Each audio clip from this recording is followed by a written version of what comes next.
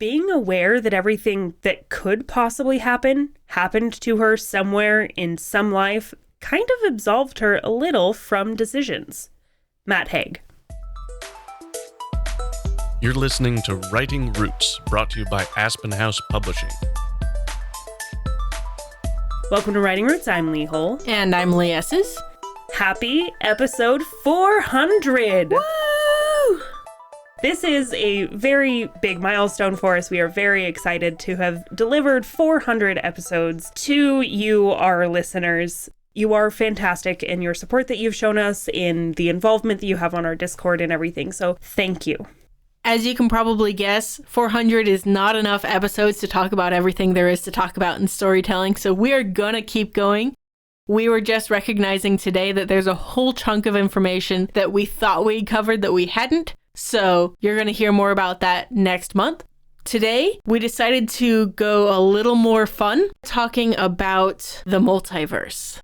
Because, of course, the idea of a multiverse or multi-dimensions is a hot topic in pop culture these days, but multiverse takes so much planning, so much thought with the world building.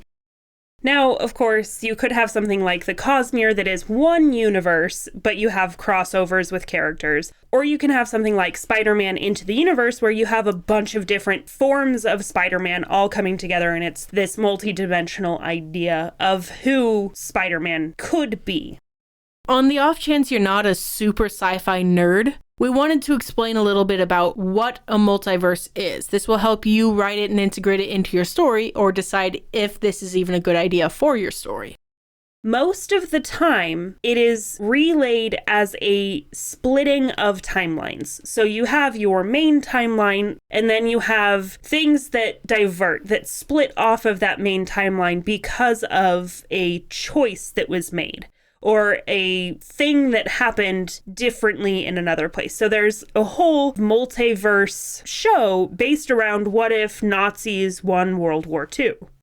In the fantasy realm, not only are you going to see the portal fantasy type multiverse, in which case you're kind of tapping into a lot of those sci-fi principles, but in a strictly swords and sorcery, Dungeons and Dragons type environment, a lot of those other timelines, multiple other universes or dimensions are actually called planes. So you have different planes of existence. The astral plane is where the magical monsters come from. You have your bags of holding that put things into a pocket dimension.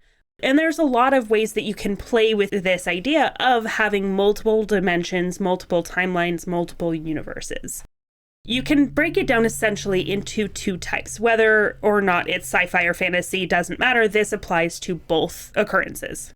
One of those is there is a finite number of universes. There always has been a third dimension. There always has been an astral plane. This is set into the design of how the cosmos works. You have a bunch of extra universes that work parallel alongside each other. The other type is to have that division timeline dimension idea of a new universe is created every time a character makes a choice. This is how it is in Loki. This is how it is in, I think, the Flash TV show. The Doctor Strange movie that came out about a year ago. Yeah. So it's this idea that every time a thing happens that could have been multiple different outcomes, there is a new universe created for each of those outcomes. And I do want to clarify that a vast universe and a galaxy is different than a multiverse. The Cosmere in Brandon Sanderson's works is different planets, different things are happening, but it all happens in the same universe. There's no parallel universes, which means you're not going to have 3 copies of Lee Hull in different universes. Whereas Marvel Universe, especially their recently established MCU, has several different versions of the same character. We can have 3 Spider-Men in the same scene. If you ever watch the TV show Fringe, this is about a character who designed a portal from our universe to a slightly different other universe and stole his son from the parallel universe so that he could have his son back. This concept of if there's more than one version of a single character is a good litmus test to know if it's just a vast universe or if it's a multiverse. Let's get in now to how a multiverse story, a multiverse world, is written and developed. A lot of the times, one of the first things that you will see in the introduction of this theory is that the character is facing an issue that they want to go back in time to fix. So in your story, the problem is they go back in time and made a mistake somehow, stepped on the wrong butterfly. And now the solution is fixing it, realigning the timeline to how it should have been initially.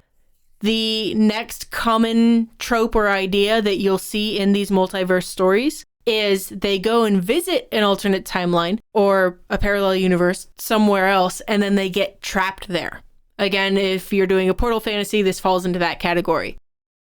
Like I mentioned briefly before, another way that this story idea, the multiverse, can be used is for the alternate universe. It is a whole genre, especially in fan fiction, but it's becoming more popularized out in the world of what if this happened instead of that?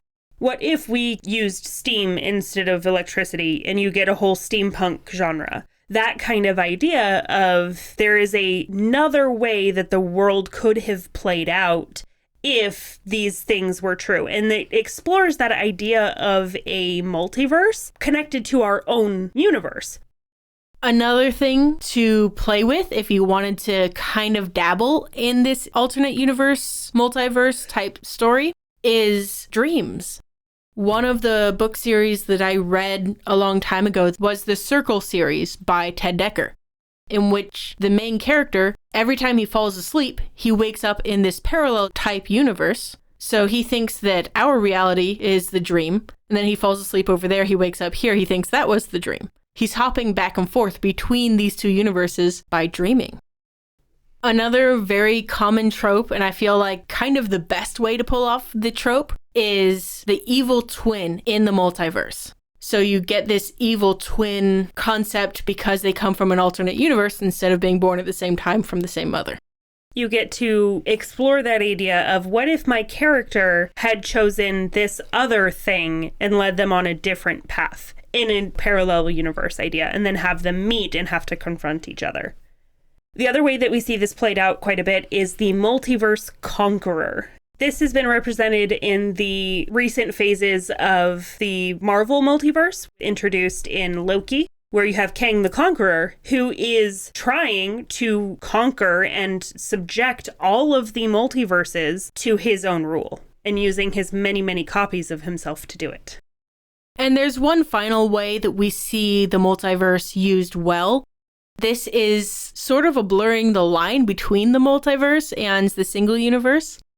This can sometimes be called a pocket dimension, a pocket universe, because it's just a smaller version of ours, or within ours, but its own place within the main dimension. So instead of having them as parallel universes, it's one universe inside of another.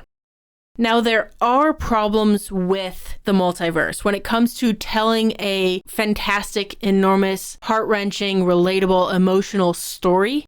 The multiverse brings with it a multitude of issues. This problem, I think, was really shown and represented, maybe unintentionally, in the Doctor Strange Multiverse of Madness, because we see these characters that we have grown connected to die. So we see Professor X die, and there's no meaning or connection behind it because it's not ours. While at the same time, suddenly Iron Man's sacrifice no longer means as much as it did because, well, there's a million other Iron Mans out there that haven't had to face Thanos. He's still out there, so why do I care as much about this one? Along with that, especially if your particular character is aware that there are 17 other Spider-Mans out there, the sense of self becomes super vague. And especially if you don't address that, what it means to be Spider-Man, you don't have some sort of crisis where he faces this particular fact. I don't want to invest emotionally in that character. Now, if you want to have a magic system involved in this dimensional travel, or even just really advanced technology, you need to have it based around the dimensional travel, or it needs to be completely soft magic, completely unexplained. If you try to both explain multidimensional travel and a magic system, it is just going to confuse the readers because that is a lot of stuff to try to get them to comprehend in a very short amount of time. Like we mentioned earlier this month with the one impossible thing, making sure that those two are the same impossible thing makes it so much easier to keep track of. Another issue with having a multiverse, it's super easy to fall victim to a way more philosophical conversation than this type of story requires.